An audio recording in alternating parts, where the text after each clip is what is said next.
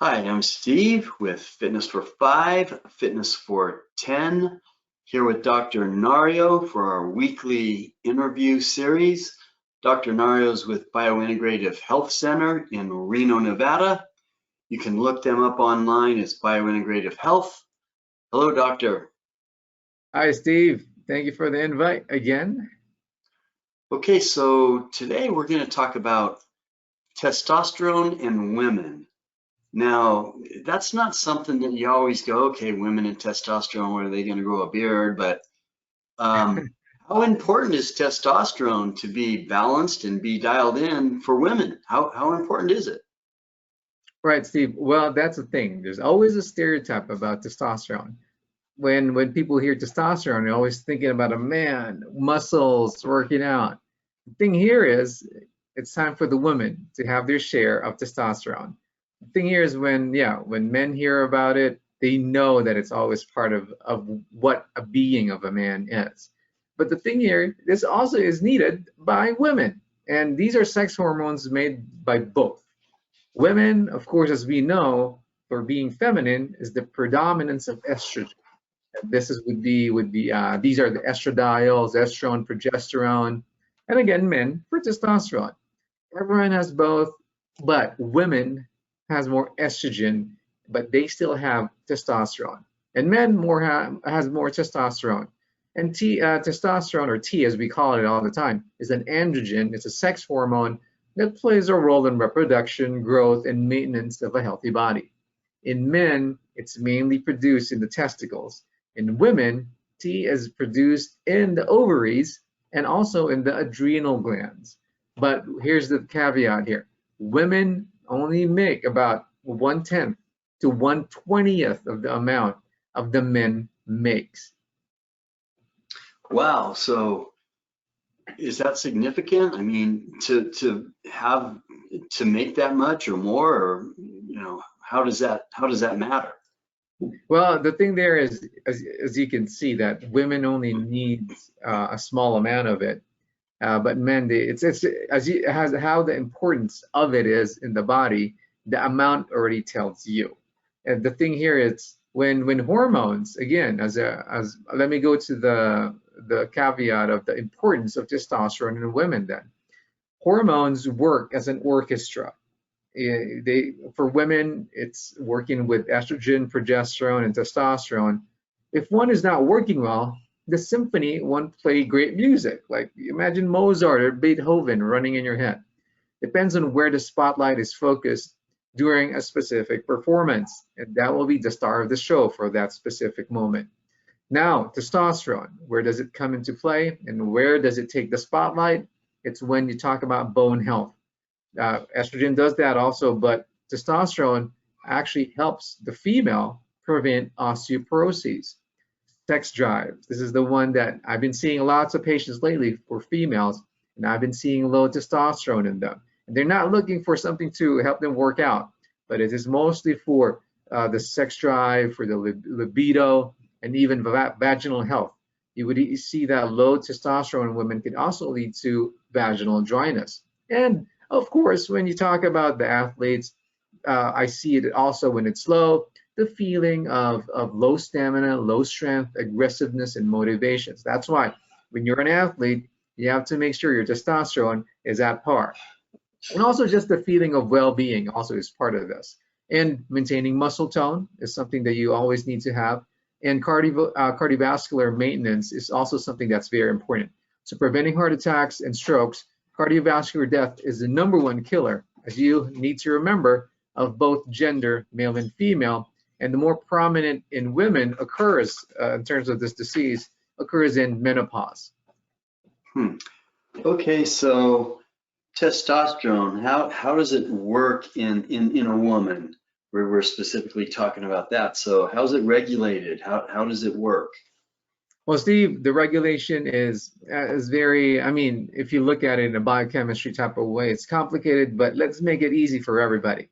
The man or the male uses direct testosterone to make male secondary sex characteristics to define men as men, beard, muscles, aggressiveness. But for female, when they use testosterone, most of the time, it's still to focus on the main hormone that they have, which is estrogen. So they convert testosterone into the estrogen, as we call, and these are the ones that we always label as the female sex hormones. So as you can see, that is the priority of the female, to create feminization, to define them men being women as women. And both females and males initially surge testosterone and estrogen during puberty up to the young adulthood. And again, they use this to promote breast growth, even the hips, hip ratio, the curves that they have, fat distribution. And again, you might notice this, that testosterone can play a role in females, even changing in voices when they're young kids to turning into adults, and facial hair. There are women who has this issue, and even breast development. Females don't develop male characteristics as much because testosterone, as we all know, converts immediately or quickly to estrogen. Okay, so how would you know if a woman has a testosterone problem, or how do you know if it needs to be addressed, and how do you address it? Well, in integrative medicine, levels are only secondary to symptoms. So you always ask the patient about what they feel and what they're going through. If you have a low sex drive, for example, or motivation to exercise, for the females, is it only a bad day, broke up with your boyfriend? It's really not sometimes. When you look at it, there is a pathology behind it, and sometimes it's testosterone. But also, think about the age group on where you're assessing this. And blood levels are always, as we call it, low normal, and sometimes we consider therapy for that. Low levels of testosterone, well, you look into the blood and you use, of course, free testosterone, the active form and not the total, can be measured with a blood test. So in our practice, we rather prefer using urinary or salivary because we see more accuracy in them. But let's use the blood test is the most common one and acceptable. Of course, even FDA accepts the levels of that in relation to treatment.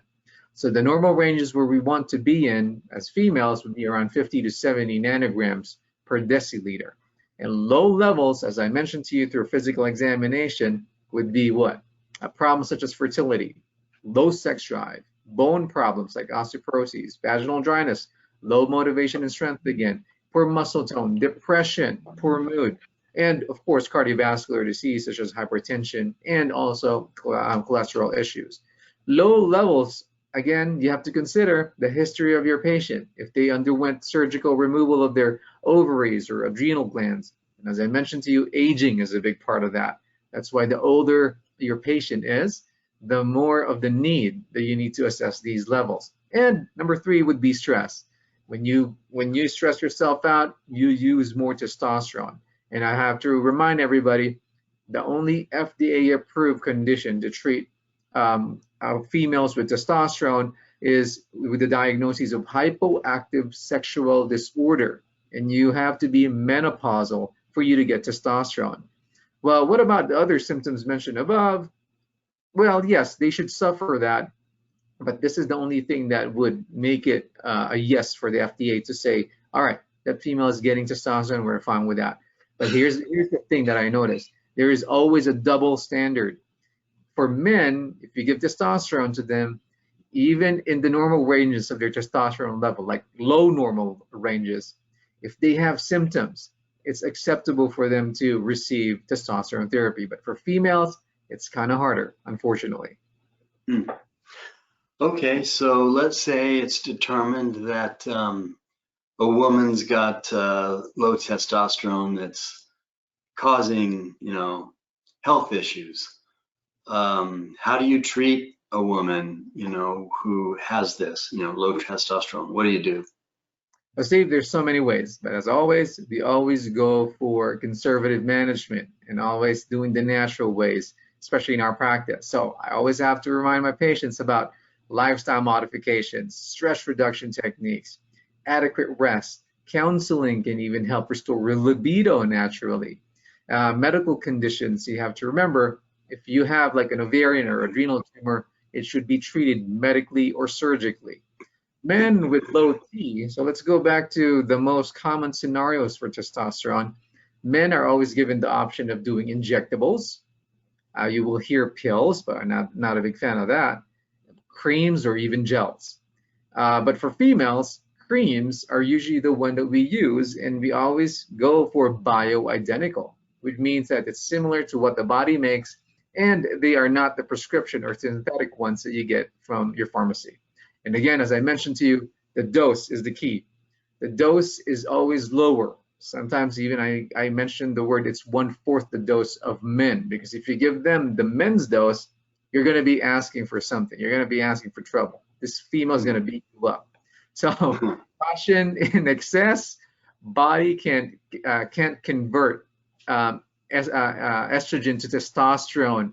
It has that capacity only. But if you give it too much, you might turn this female into a man. It's called masculinization. Develop more male characteristics, beard, facial hair, chest, and might even develop male pattern baldness. And the worst of all, don't mess with a woman's skin. It will give them acne. Wow. Well, very interesting information as usual, Doctor. So we thank you for this. And that's Dr. Nario, Biointegrative Health Center. And we will see you next time. Thank you, Steve. As we all know, the knowledge is power, and thank you for letting me provide you with edge in longevity and health maintenance, which I call the biological edge or the bio edge.